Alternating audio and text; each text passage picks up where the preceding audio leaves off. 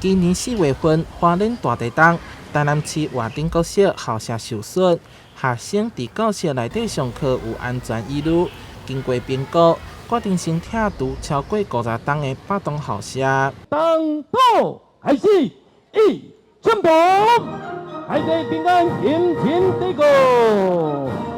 教育局伫今仔日举办动土典礼，由市长王伟体亲自主持，工程摕资2.5亿，预计伫明年11月竣工。因04、03地震所造成的损害，台南市是最早开始启动校舍改建并且动土的县市。那我们当然因为我们还有灾害准备金，那用率先动视灾害准备金来完成这个。进行这个灾后重建的校舍重建的工程。创校到今有80栋历史的华顶国小，是当地活动休闲以及教育的中心。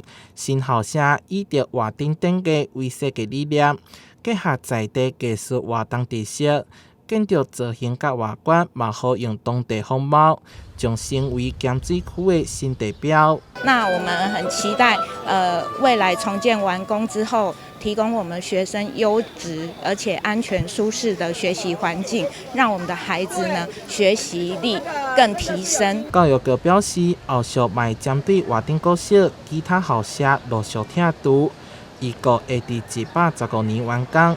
到时教室全拢到位，会当替校园呈现新气象。